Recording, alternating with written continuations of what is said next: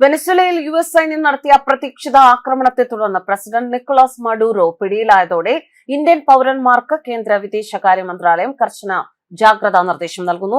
അത്യാവശ്യമല്ലാത്ത യാത്രകൾ വെനസ്വേലയിലേക്ക് ഒഴിവാക്കണം എന്ന് ശനിയാഴ്ച രാത്രി പുറത്തിറക്കിയ വാർത്താക്കുറിപ്പിൽ മന്ത്രാലയം അറിയിച്ചിട്ടുണ്ട്. ഇന്ത്യയുടെ നിർദ്ദേശങ്ങൾ ഇങ്ങനെയാണ്: യാത്രകൾ ഒഴിവാക്കുക. നിലവിലെ അസ്ഥിരമായ സാഹചര്യം കണക്കിലെടുത്ത് വെനസ്വേലയിലേക്കുള്ള അനാവശ്യ യാത്രകൾ ഇന്ത്യൻ പൗരന്മാർ ഒഴിവാക്കണം. ജാഗ്രത പാലിക്കുക.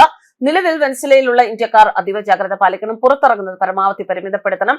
എംബസിയുമായി ബന്ധപ്പെടണം. കരാക്കസിലെ ഇന്ത്യൻ എംബസിയുമായി നിരന്തരം സമ്പർക്കം പുലർത്തുക എന്നതാണ് ഇന്ത്യ നൽകിയിരിക്കുന്ന ജാഗ്രതാ നിർദ്ദേശം.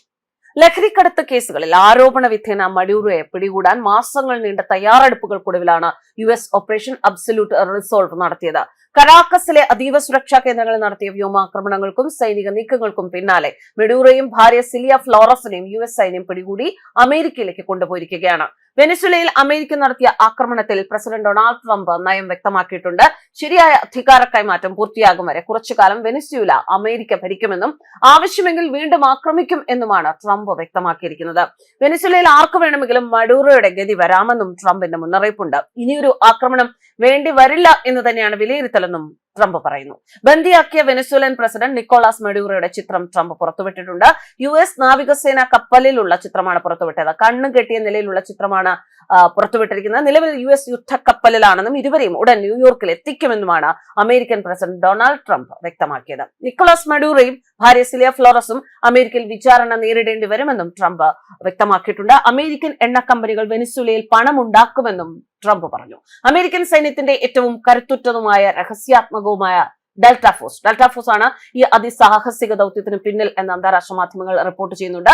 കരാക്കാസിലെ തന്ത്രപ്രധാനമായ കേന്ദ്രങ്ങളിൽ വൻ സ്ഫോടനങ്ങൾ നടന്നതായും റിപ്പോർട്ടുകളുണ്ട്. ലോകത്തിലെ തന്നെ ഏറ്റവും മികച്ച സ്പെഷ്യൽ ഓപ്പറേഷൻ യൂണിറ്റുകളിൽ ഒന്നാണ് ഡെൽറ്റ ഫോഴ്സ് ആണ് മഡൂറോയെ പിടികൂടാൻ എത്തിയത്. 1977 രൂപീകരിച്ച ഈ യൂണിറ്റ് അതിതീവ്ര സുരക്ഷയുള്ള ദൌത്യങ്ങൾക്കും ഭീകരവിരുദ്ധ പോരാട്ടങ്ങൾക്കുമാണ് പേരുകേട്ടിട്ടുള്ളത്. IS തലവൻ അബൂബക്കർ അൽ ബാഗ്ദാദിയെ വധിച്ചതടക്കം ഒട്ടേറെ ചരിത്ര പ്രധാനമായ ദൌത്യങ്ങൾ ഇവർ വിജയകരമായി പൂർത്തിയാക്കിയിട്ടുണ്ട്. അമേരിക്കൻ കരസേനയുടെ കീഴിലുള്ള അതീവ രഹസ്യ വിഭാഗമാണിത്. കഠിനമായ പരിശീലനത്തിലൂടെയും തെരഞ്ഞെടുപ്പിലൂടെയും കടന്നുവരുന്ന അതിസമർത്ഥരായ സൈനികരാണ് ഇതിൽ ഉണ്ടാവുക. ബന്ദികളെ മോചിപ്പിക്കുക, ശത്രുരാജ്യങ്ങളെ തന്ത്രപ്രധാന വ്യക്തികളെ വധിക്കുകയോ പിടികൂടുകയോ ചെയ്യുക, രഹസ്യ വിവരങ്ങൾ ശേഖരിക്കുക. 3-4 ആഴ്ച നീളുന്ന പ്രാഥമിക തെരഞ്ഞെടുപ്പിന് ശേഷം 6 മാസത്തെ കഠിനമായ ഓപ്പറേറ്റർ ട്രെയിനിംഗ് കോഴ്സ് ഇവർ പൂർത്തിയാക്കണം. പനാമയിലെ മാനുവൽ നോറിഗയെ പിടികൂടിയത് മുതൽ ഇറാഖി യുദ്ധത്തിലും സൊമാലിയയിലും വരെ ഇവർ തങ്ങളുടെ കരുത്ത് തെളിയിച്ചിട്ടുണ്ട്.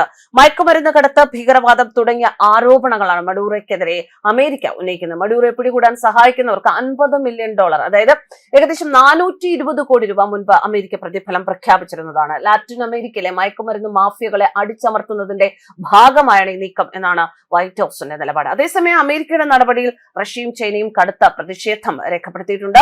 ലാറ്റിൻ അമേരിക്കയിൽ യുദ്ധഭീതി പടർത്തുന്ന നീക്കമാണിതെന്ന് റഷ്യൻ വിദേശകാര്യ മന്ത്രാലയം പ്രതികരിച്ചു. വെനസ്വേലയിൽ ദേശീയ അടിയന്തരാവസ്ഥ പ്രഖ്യാപിച്ച വൈസ് പ്രസിഡന്റ് ഡെൽസി റോഡ്രിഗസ് മഡൂറോയുടെ ജീവന് ഭീഷണിയുണ്ട് എന്നും ലൈഫ് പ്രൂഫ് നൽകണമെന്നും ആവശ്യപ്പെട്ടിരിക്കുന്നു. News desk കർമ്മസ്.